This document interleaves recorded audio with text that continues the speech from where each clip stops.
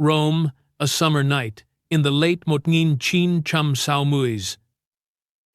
Flashbulbs exploded like fireworks, capturing every angle of Claudia Cardinale's luminous face as she stepped onto the red carpet. In a gown that shimmered under the floodlights, she looked every inch the European goddess the world had come to adore.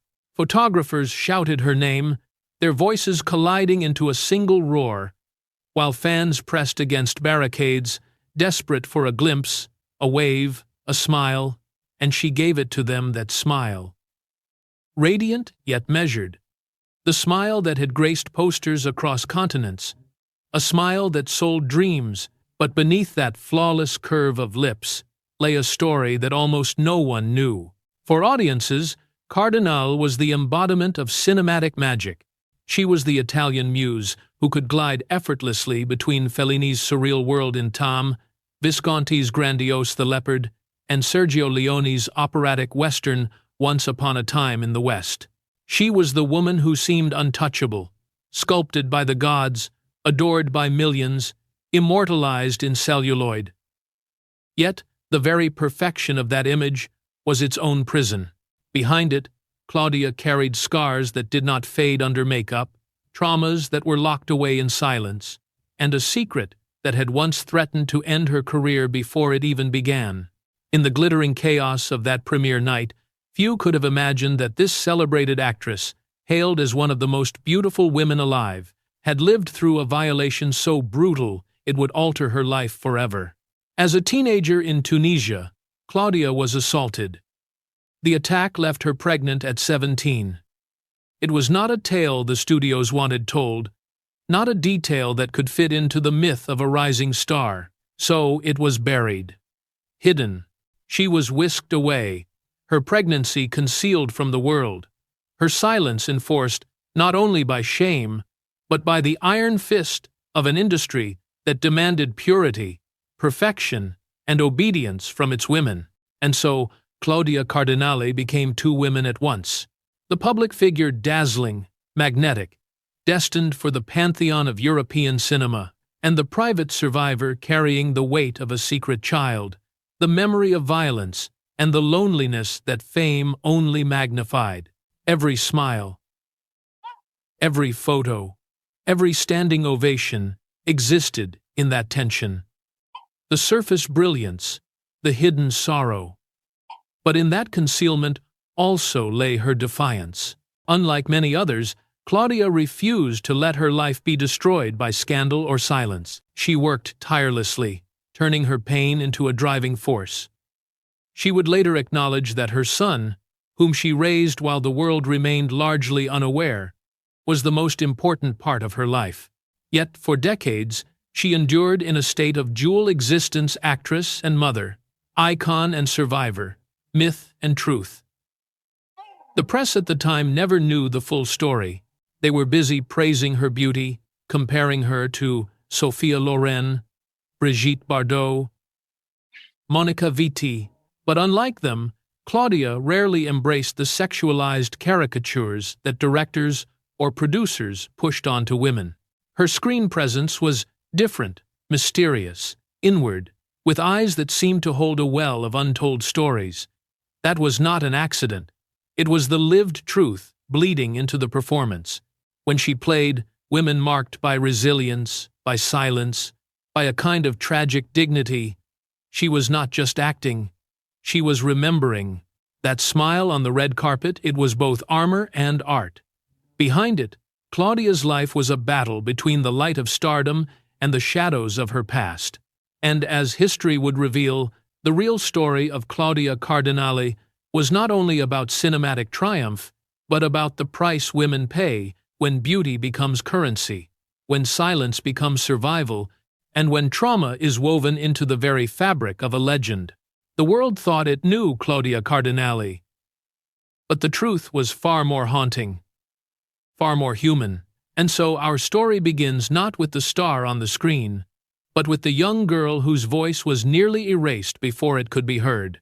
Claudia Cardinale's story does not begin in Rome or even in Italy, but across the Mediterranean, in Tunisia. She was born in Tunis, in Motngin Chin Cham Bamuitam, in a colonial landscape where cultures collided, French schools, Italian neighborhoods, Arabic markets, and the endless expanse of desert just beyond the city. Her parents were Sicilian immigrants, her father, a railway worker, and her mother, a woman rooted in traditional family values. It was not an upbringing drenched in luxury, but one woven with resilience, discipline, and an awareness of heritage. The young Claudia grew up hearing multiple languages, but curiously, she did not speak Italian as a child. French was her schooling tongue, Arabic floated in the air of the streets, and Sicilian dialect colored the conversations at home. Italian, the language that would later define her career, was almost foreign to her in her earliest years. This linguistic dislocation would follow her into her teenage life, shaping her sense of being an outsider, never fully belonging to one world.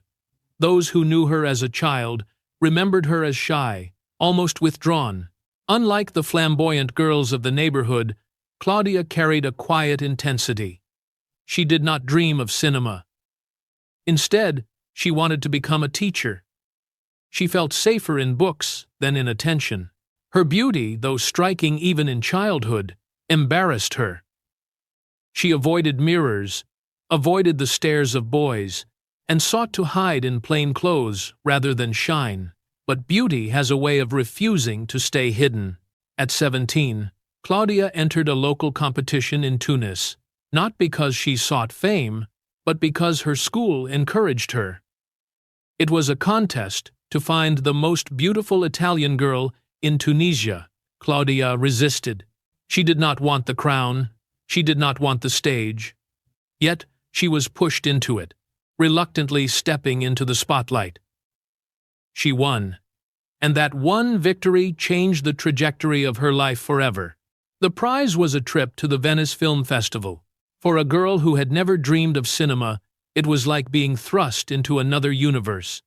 Suddenly, men in suits spoke of contracts. Producers hovered. Directors studied her face as if it were marble waiting to be sculpted. She was not prepared for this world. The glamour, the intensity, the hunger of the industry. It overwhelmed her. But she also understood, instinctively, that she was being handed something powerful. Opportunity, escape, transformation. Yet before she could truly step into that destiny, life struck her with a cruelty that nearly silenced her before her career began. It was during this same period that Claudia was assaulted an act of violence that would leave her carrying a child before she even turned 18. For most young women of her time, especially in conservative families, this could have spelled ruin. It could have condemned her to obscurity, shame, and a life lived in the shadows. But Claudia's story took a different turn. Her family, though devastated, shielded her. The film industry, upon learning of her condition, crafted a strategy of secrecy. She was sent away to hide her pregnancy, to avoid scandal, to ensure the image of purity was not shattered. To the world, Claudia was still the radiant young actress preparing for her debut. In private, she was a terrified girl becoming a mother in silence. This duality would become the defining theme of her life. Claudia as the public star, radiant and untouchable. Claudia as the private survivor, raising her son Patrick in secrecy. It was not until decades later that the truth would emerge. And even then, the pain of those early years lingered like a shadow that could never quite be erased. But from that crucible of trauma, a strange kind of resilience was born. Claudia's early silence, her shyness, her reluctance to speak, her discomfort with her own beauty, all of it seemed to sharpen into a unique presence on screen. She did not need to shout or seduce. Her eyes did the speaking. Her stillness carried gravity. Directors noticed it immediately. When she acted, there was a sense of a story untold behind her gaze, and audiences leaned in, hungry to know what she was not saying. Her origins in Tunisia, her sense of being an outsider, her survival of violence and secrecy, These elements became the invisible foundation of her artistry. Claudia Cardinale was not like the other Italian actresses of her era. She was not flamboyant like Sophia Loren, nor provocative like Brigitte Bardot. She was enigmatic, interior, mysterious. She embodied strength without ever needing to declare it. By the time she formally entered the Italian film industry, Claudia had already lived through more pain than many of her peers would ever know. But she carried it with silence, and with a paradoxical grace. For audiences, she was becoming a star. For herself, she was still a girl, navigating the complexity of being both mother and actress, survivor and icon. The child born of that secret would grow alongside her career, often hidden from the press, yet central to her existence. Patrick would be her anchor, her reason to endure, the reminder that behind every poster, every premiere, there was a human being who had fought to exist in both worlds. And so, from Tunis to Venice, from silence to reluctant spotlight, Claudia Cardinale's beginnings were forged. They were not beginnings of fairy tale glamour, but of hardship, secrecy, and resilience. She entered the world of cinema not as a willing dreamer, but as a survivor who carried the weight of her past like a ghost. This was the child who grew up in the streets of Tunisia, who spoke French before Italian, who never sought the stage but was thrust onto it. And it was this same child who, before she became the Claudia Cardinale the world knew, learned that survival itself can be an art form. Her origins were not about escape into fantasy. They were about enduring reality, and that, more than anything else, would become the soul of her performances. When Claudia Cardinale returned from Venice after winning the beauty contest that would change her life, she found herself at a crossroads. She had never dreamed of acting, never rehearsed for the stage, and had no aspirations for the spotlight. Yet the machinery of cinema was already turning, and her face, with its sculpted cheekbones and eyes that carried both innocence and mystery, had captivated producers. Offers began to pour in. At first, Claudia resisted. She was not comfortable with fame, nor did she feel suited to acting. Language itself was a barrier. Her French-inflected accent made it difficult for her to blend seamlessly into Italian cinema, and she often felt like a foreigner, even within the industry that was claiming her as its next jewel. But destiny has a way of dismantling resistance, and Claudia's destiny was the screen. Her first appearances were modest, small roles where her beauty was the selling point. But even then, directors noticed something rare. Unlike many young actresses who flung themselves into exaggerated gestures and dramatics, Claudia's power lay in her restraint. She didn't perform for the camera. She seemed to exist within it. A turn of her head, a glance, the flicker of hesitation in her eyes, these spoke volumes. Audiences, even without knowing why, leaned closer. In Mot Ngin Chin Cham Nam Muitam, she officially debuted in Mario Monicelli's Big Deal on Madonna Street, I Soliti Ignoti.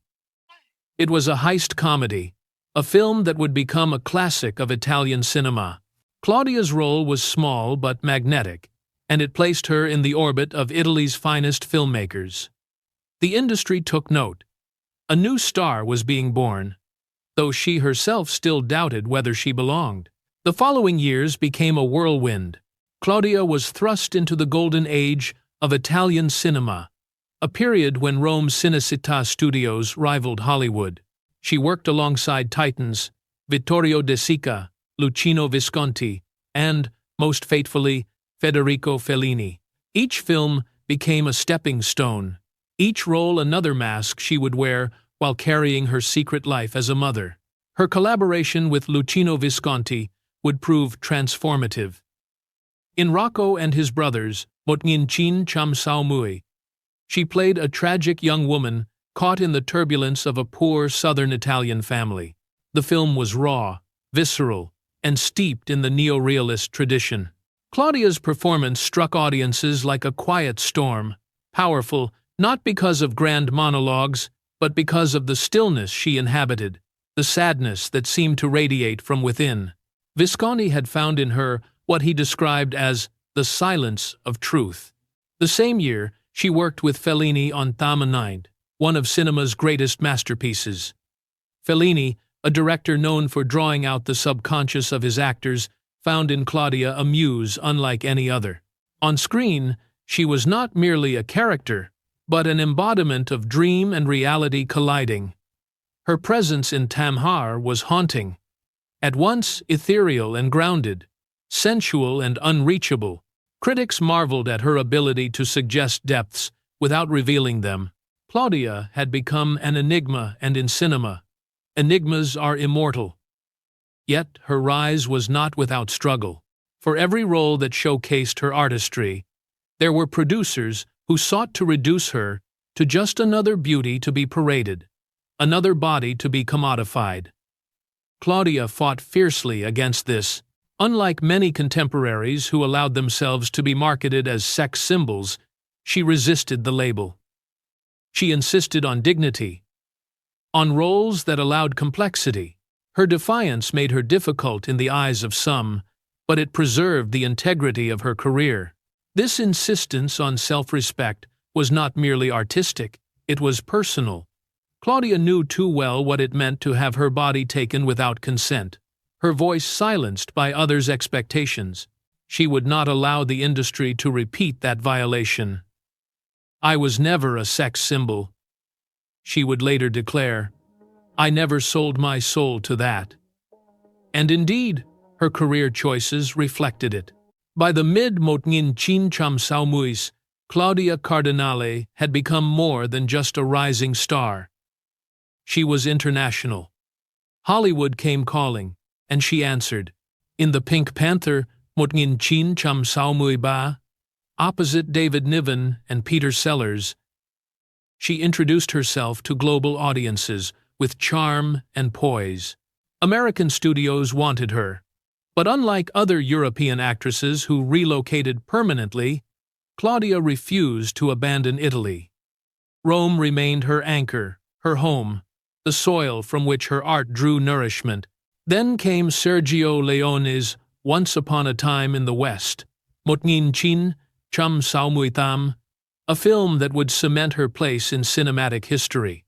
As Jill McBain, Claudia played a widow caught in the brutal sweep of frontier violence. It was a role drenched in contradictions, vulnerability and resilience, sensuality and defiance. Leone's camera adored her, but it did not objectify her. Instead, it placed her at the moral center of the film. For many, this was Claudia's crowning achievement, proof that she could carry an epic on her shoulders and transcend the narrow confines of stardom. Her journey upward was meteoric, but it was never simple. Behind the curtain of premieres and interviews, Claudia remained protective of her son, Patrick. She navigated motherhood in secrecy, determined that the truth of his origins would not derail either of their lives. Her family helped shield him. And though the public suspected nothing, Claudia lived every day with the delicate balance of maintaining both her myth and her reality. This tension between public goddess and private survivor infused her artistry with a depth that few could rival. Audiences sensed it. They might not have known the details, but they could feel that when Claudia Cardinale appeared on screen, she carried with her something authentic, something earned through suffering and resilience. It made her unforgettable. By the close of the 1990s, Claudia was no longer the shy girl from Tunis. She was a global icon, a force of nature in cinema, and a woman who had defied both the violence of her past and the limitations of her industry. She had risen not willingly, perhaps, but inevitably. And yet, as the heights of fame stretched before her, shadows remained. For with every ascent comes the question, how far can one rise before the weight of the past, and the demands of the present begin to pull one back down? By the early 1990s, Claudia Cardinale had ascended to a level of fame few European actresses could ever imagine. She was no longer simply a rising star. She was the face of European cinema, a woman whose beauty and talent had made her an international icon. Her name was whispered alongside Sophia Loren, Monica Vitti, Brigitte Bardot, and Gina Lollobrigida. Yet even in that constellation of stars, Claudia was different. She was not only admired, she was revered. On screen, she was magnetic.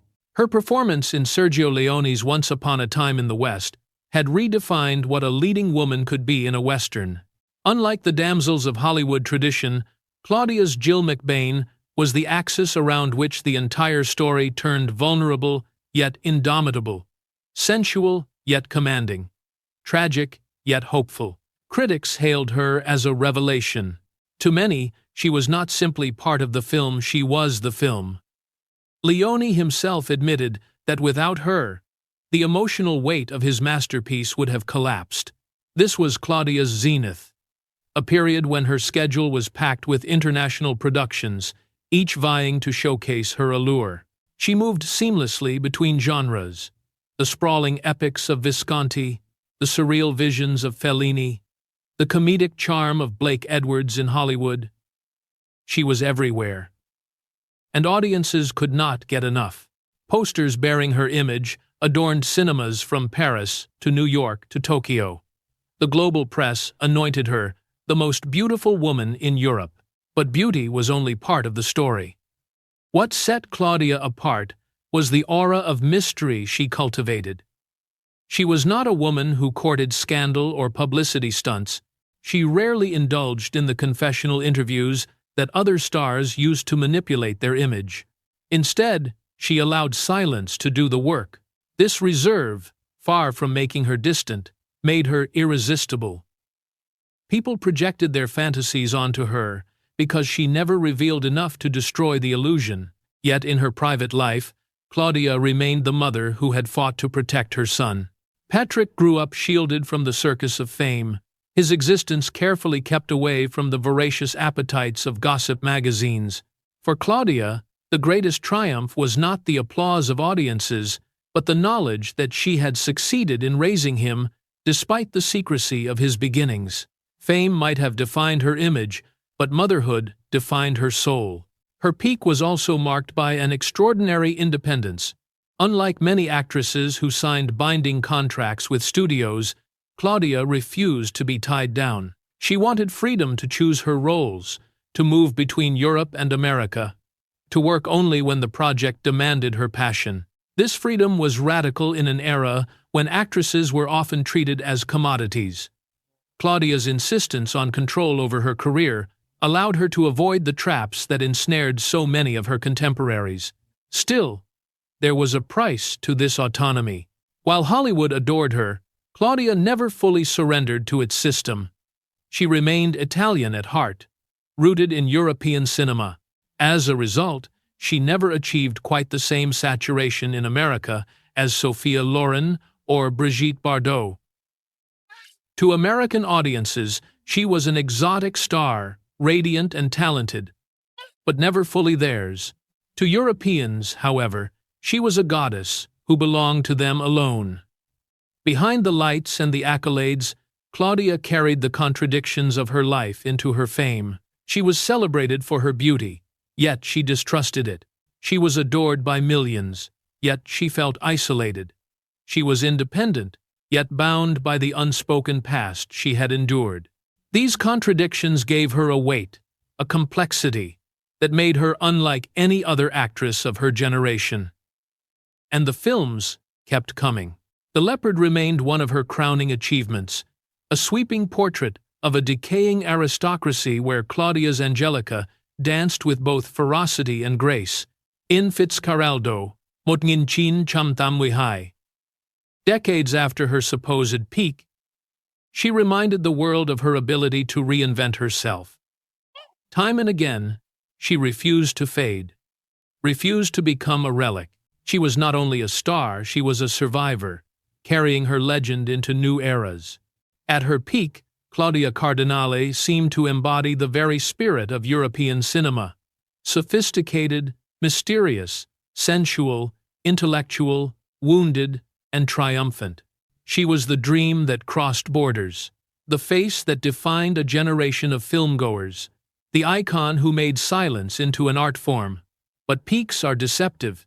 They glitter so brightly that they obscure the shadows already gathering. For Claudia, fame was not only intoxicating, it was exhausting. The constant scrutiny, the endless comparisons, the expectation to remain eternally beautiful, all of it took its toll. Behind closed doors, the loneliness grew. And as the industry shifted, as new stars rose, and the appetite for icons changed, Claudia would soon face the cruel truth of every career in Hollywood. That no peak lasts forever. For now, though, in the Motngin Chin Chambe Muis, she was untouchable. She walked into a room, and silence fell. She stepped onto a set, and cameras obeyed her presence. She was the woman every director wanted, the actress every audience adored, the goddess every magazine exalted. And yet, in the quiet of her own mind, Claudia Cardinale knew, the higher the peak, the longer the fall. At the height of her fame, Claudia Cardinale appeared untouchable. The world saw her only in fragments. The dazzling premieres, the luminous photographs, the carefully staged interviews. Yet, the true story of her life, in the Motngin Chin Chambe Muis and beyond, was far from flawless. Fame, like a double-edged blade, glittered with triumph on one side and cut deep on the other. Claudia had fought hard for independence in her career, but that independence often came at a steep price. By refusing to be molded into the standard sex symbol archetype, she alienated powerful men in the industry who wanted control. Producers whispered that she was difficult. Directors complained about her insistence on script approval. Hollywood, which had once embraced her, grew impatient with her refusal to play by its rules. And in an industry driven by obedience and submission, Claudia's resistance was a form of rebellion that did not go unpunished. The offers that once flooded her desk began to thin. Roles were still available, but they were no longer the masterpieces of Visconti or Fellini. The golden age of Italian cinema itself was fading. The Motngin Chin Cham Tam Muis ushered in new sensibilities, new stars, and a hunger for fresh faces. Claudia, once the embodiment of mystery and allure, was suddenly seen as part of another era. It was a cruel reality of the film world. Youth was currency, and age was exile. For Claudia, the decline was not a dramatic fall from grace, but a gradual erosion, like sand slipping silently through fingers. The press still adored her, but with less fervor. The applause was still loud, but tinged with nostalgia, and the real, challenging roles became scarce. She had spent decades refusing to be boxed in, but in the end, she found herself trapped by a different kind of box. The box of time.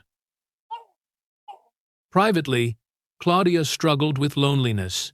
The woman who had once been surrounded by photographers and admirers often found herself alone in hotel rooms after festivals, staring out at unfamiliar skylines.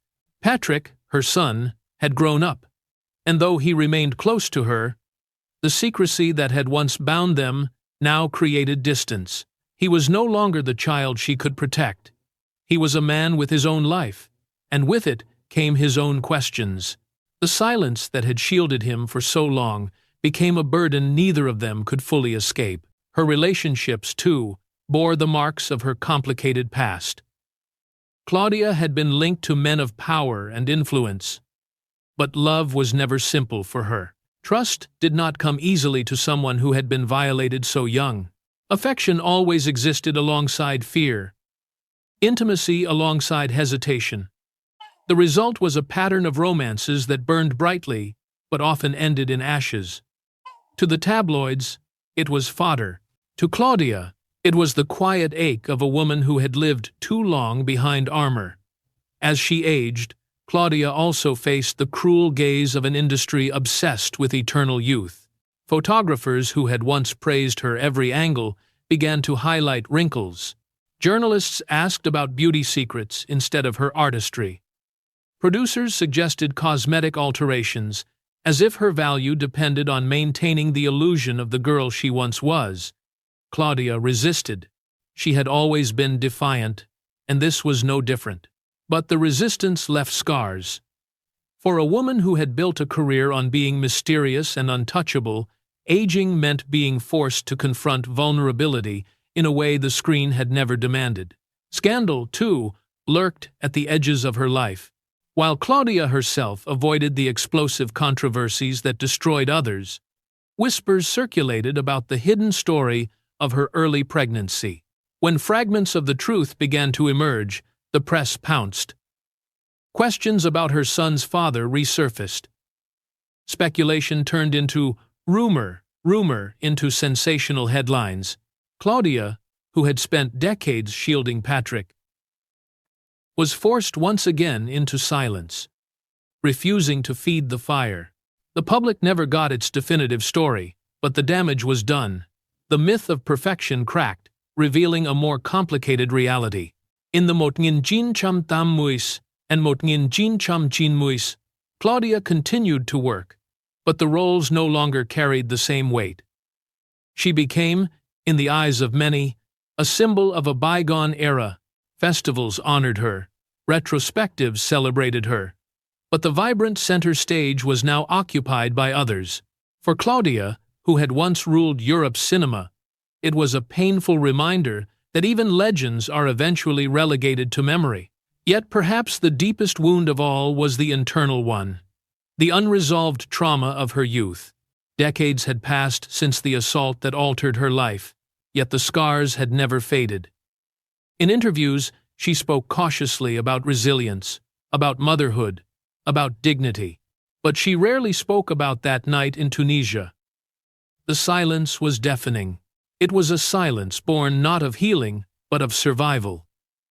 And survival, though powerful, is never the same as peace.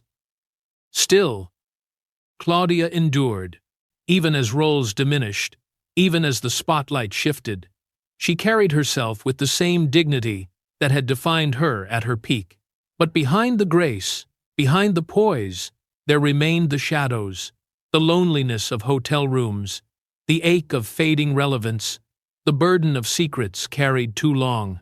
For audiences, Claudia Cardinale would always remain the goddess of the screen. But for Claudia herself, the question lingered. What happens to a goddess when the worship fades? When beauty ages, when secrets threaten to unravel? The dark side of fame was never about one scandal, one fall. For Claudia, it was about the slow corrosion of silence, the weight of contradictions, the loneliness of being both adored and unseen. It was about the tragedy of a woman who gave everything to the screen, yet was never allowed to give her full truth to the world. And in that tension, the myth of Claudia Cardinale began to unravel not in a blaze of scandal, but in the quiet, devastating erosion of time. The Claudia Cardinale of the later decades was not the same woman who had once walked red carpets as a goddess of European cinema. Age, experience, and survival had reshaped her into something different, not less radiant, but more grounded, more outspoken, more human. If the earlier parts of her life had been defined by silence and secrecy, the aftermath was about reclaiming her voice. By the Motngin Chin Cham Chin Muis, Claudia's presence on screen had diminished, but her aura remained intact. Festivals across the globe invited her as guest of honor. Retrospectives of her films were celebrated in Rome, Paris, Berlin, New York. Wherever she appeared, audiences stood in ovation not merely for her beauty or her past roles, but for what she had come to represent: endurance. She was proof that a woman could survive the brutality of the industry, the cruelty of time, and still command respect. In interviews, Claudia began to speak more openly. She revealed pieces of the story that had been buried for decades.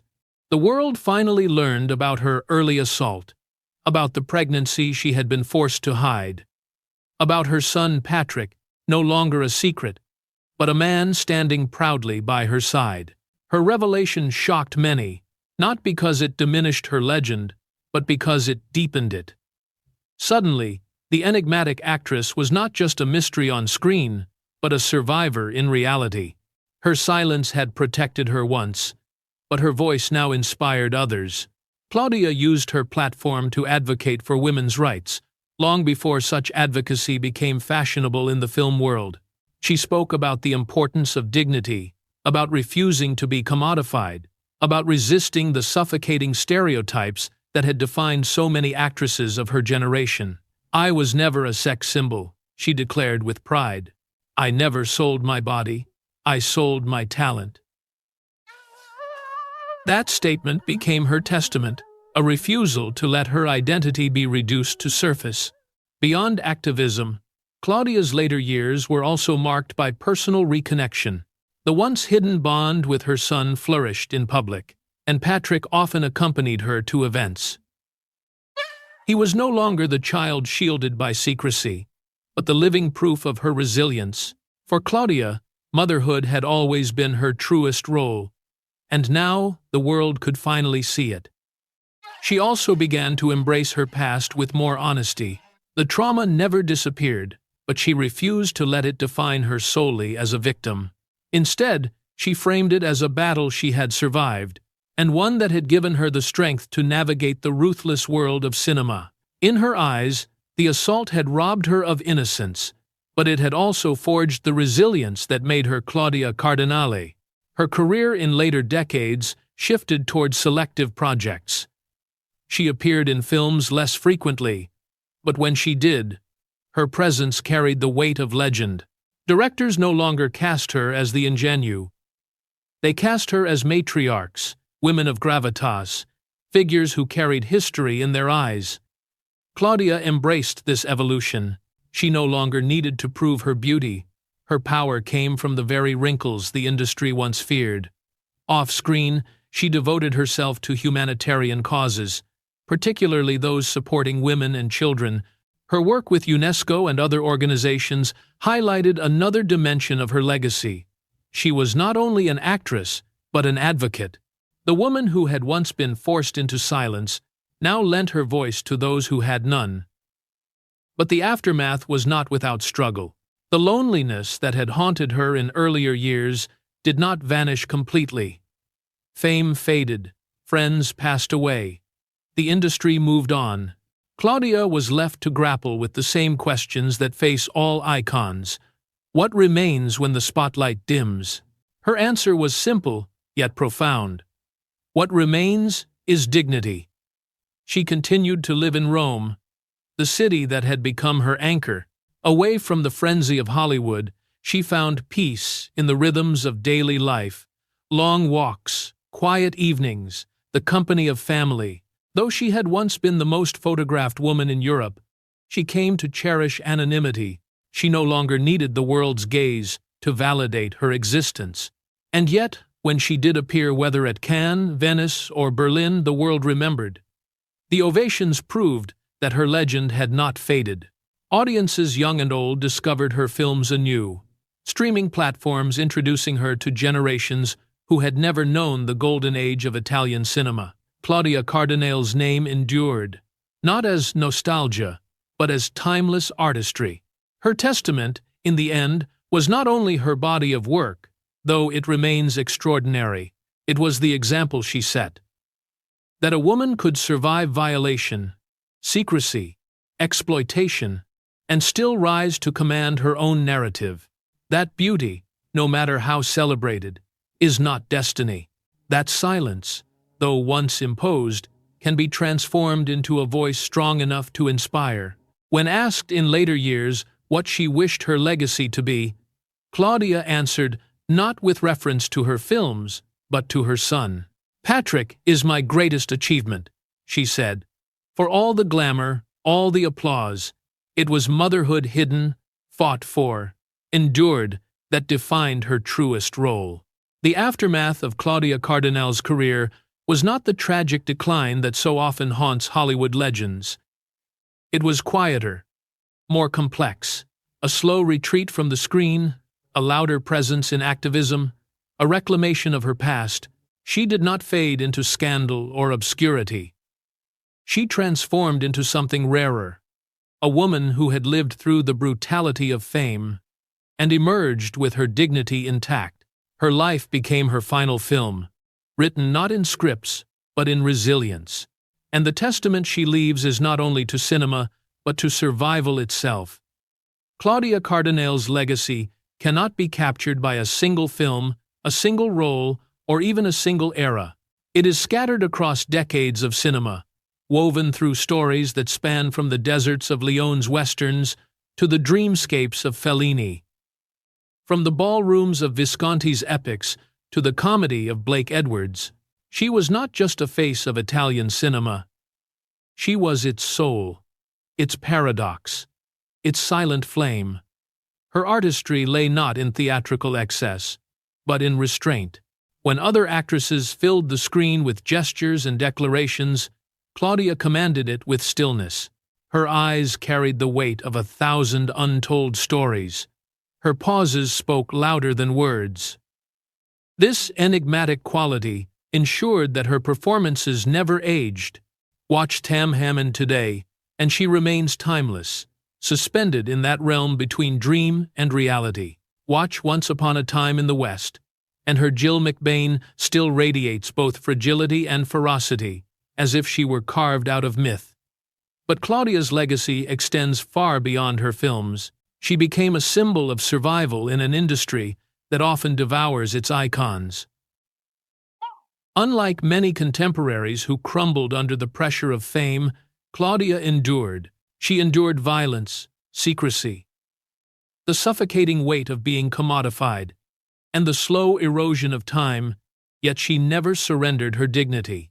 Her refusal to be branded a sex symbol, her insistence on roles of depth, and her advocacy for women's rights all stand as acts of defiance that resonate even more loudly today. In the era of Me Too, Claudia Cardinale's story feels painfully prophetic. The silence she carried for decades mirrors the silence imposed on countless women in cinema. Her revelation about her early trauma and secret pregnancy became more than a personal confession.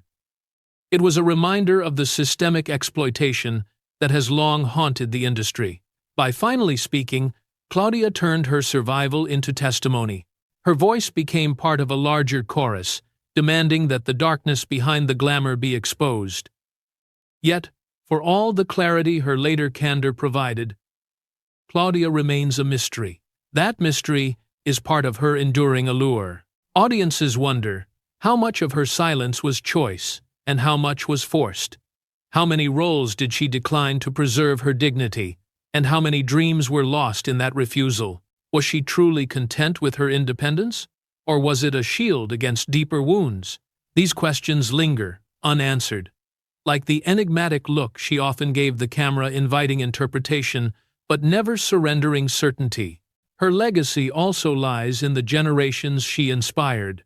Italian cinema owes much to her presence. She stood as proof that a woman could carry epic stories, could define entire movements of film without conforming to narrow archetypes. Actresses who followed from Monica Bellucci to Penelope Cruz have spoken of Claudia as a model of strength and subtlety. Even beyond Europe, her image traveled, shaping how the world saw Italian femininity, not as caricature, but as complexity. At the same time, Claudia's legacy carries an undercurrent of melancholy. For all her triumphs, she remains, in some ways, a figure defined by what was hidden, the secrecy of her youth, the loneliness of her peak, the silences she maintained for survival. These ensure that Claudia will always be both known and unknown. She is immortalized in celluloid, yet elusive in life. That duality makes her less a celebrity and more a legend. In her later years, Claudia embraced the role of elder stateswoman of cinema. She attended festivals, accepted Lifetime Achievement Awards, and gave interviews where her wisdom outshone nostalgia. She spoke not as a faded star clinging to past glory, but as a woman who had seen the full spectrum of fame's promise and peril. Her laughter, warm and unpretentious, often surprised those who expected only mystery. It was as if she had finally allowed herself to be both icon and human. And yet, the open questions remain. How do we measure the cost of a life spent behind masks? How do we reconcile the dazzling goddess of the screen with the wounded girl from Tunis? Was Claudia Cardinale liberated by her silence, or imprisoned by it? Did she ever fully heal? Or did she simply learn to turn scars into art? These questions do not diminish her legacy. They elevate it. They remind us that cinema's greatest figures are not only performers, but mirrors of human contradiction. Claudia was not perfect, nor was her life a fairy tale. It was, instead, a story of resilience, a story where survival itself became an act of creation. Today, as her films continue to captivate new audiences, Claudia Cardinale's legacy lives not only in what she gave to cinema, but in the questions she left behind. She is remembered as an actress of extraordinary depth, a woman of unshakable dignity, and a survivor whose silence eventually became a flame. And perhaps that is her final gift, the reminder that behind every smile on the screen, behind every red carpet moment, there may be a secret story, one that shapes the performance, one that makes the myth. Claudia Cardinale's myth was not one of perfection, but of resilience. And it is that resilience that ensures her name will never fade. The goddess, the survivor, the enigma, Claudia Cardinale remains all of these and more. Her legacy is a question mark, suspended like a final close-up, eyes fixed on the audience, lips poised between smile and silence, daring us to wonder what truth lies just beyond the frame.